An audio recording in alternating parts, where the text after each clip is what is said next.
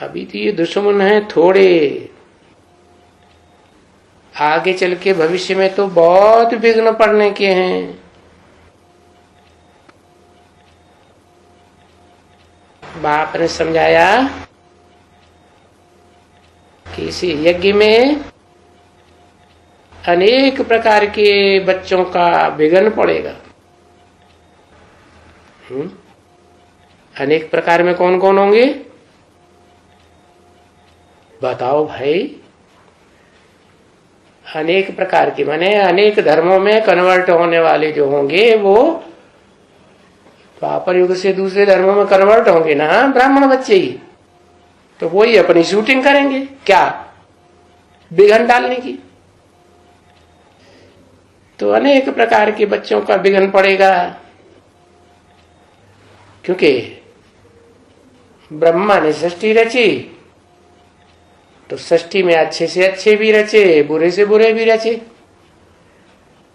ब्रह्मा के द्वारा 9 कुरी के ब्राह्मणों की रचना होती है ना, तो 9 कुरी के ब्राह्मण 9 आस्तिक धर्म में मुख्य मुख्य में कन्वर्ट होते रहते हैं। तो वो अनेक प्रकार के अनेक धर्मों में कन्वर्ट होने वाले बच्चे वो भी तो ब्रह्मा के ही बच्चे हैं। पैदाइश किसकी है? ब्रह्मा की सारी सृष्टि पैदाइश है।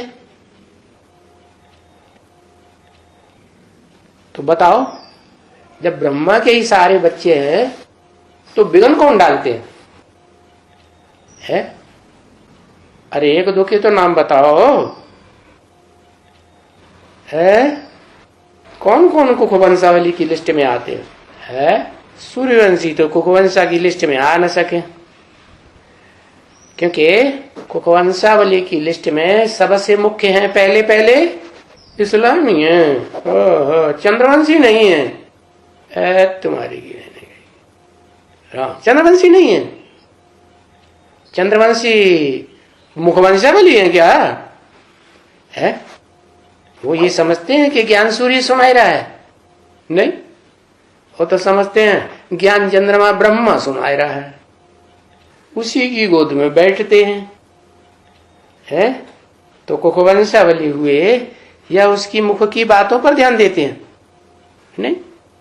हाँ, कोई कोई है तो वो जो सूर्यवंशी में आने वाले हैं कन्वर्ट होकर के चंद्रवंशियों में से कन्वर्ट होकर के सूर्यवंशियों में आ जाएंगे।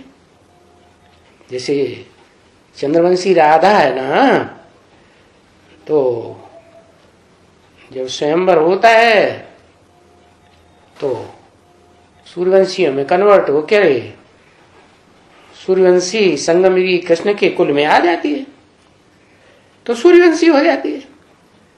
बाकी ऐसे सभी चंद्रवंशी तो नहीं होंगे ना। तो जो भी चंद्रवंशी ब्राह्मण हैं वो तो सब फेलियर है ना, बड़ा हुजूम है उनका। तो सारे के सारे द्वापर युग से कोई न कोई धर्म में इस्लामी बौद्धिक क्रिश्चियन आदि धर्मों में कन्वर्ट होते रहते हैं। बाकी जो सूर्यवंश में चले जाते हैं वो तो सूर्यवंशी हो गए, वो ज्ञान चंद्रमा के ऊपर फिदा होते ही नहीं। क्यों? क्योंकि चंद्रमा को रोशनी किससे लेता है? ज्ञान की रोशनी तो सूर्य से ही लेता है ना। तो सूर्यवंशी बच्चे जो हैं वो कैसे आएंगे उनकी शरण में? बाकी स्त्री के ऊपर भी तो बच्चे डालते हैं ना, विघ्न डालते हैं। स्त्री को कंट्रोल में रखा है, स्त्री ज्ञान में चलने लग पड़ती है तो पति को पसंद नहीं आता है, वो पवित्र रहना चाहती है तो पवित्रता के ऊपर बखेड़ता हो जाता है, तो स्त्री के ऊपर भी डाल देते हैं। बाबा कहते हैं ना बच्चे ही तो विघ्न डालते हैं ना, ऐसे नहीं कि बाहर की दुनिया के जो ज्ञान में नहीं चलते हैं वो ही विघ्न डालते हैं। नहीं, बाबा के बच्चे भी अगर स्त्री उनको उनका भोजन नहीं देती है तो कितना विघ्न डालते हैं। फिर बाबा भी उनको कह देगा तुम बच्चे आसुरी स्वभाव वाले हो। इसका मतलब बाबा ने कह दिया तो पत्थर की लकीर होगी, ब्रह्मम वाक्यम जनार्दनम। तो क्या होगा रिजल्ट? फिर दूसरे धर्मों में, आसुरी धर्मों में, इस्लामी, बौद्धिक, क्रिश्चियन आदि धर्मों में कन्वर्ट होती रहेंगे। आसुरी स्वभाव का शूटिंग पीरियड में भी प्रदर्शन करते हैं। तो वो यहां रिहर्सल के टाइम पर भी संगम युग में बहुत विघ्न डालते रहते हैं ना। तो इसी के लिए गाया हुआ है कि अगर कोई ब्राह्मण होकर के भी इस यज्ञ में विघ्न डालते हैं, कचरा फेंकते हैं, शास्त्रों में दिखाते हैं ना कि ऋषि मुनि यज्ञ करते थे तो असुर उसमें हड्डी, मांस, मज्जा, सड़ा हुआ मांस फेंकते रहते थे।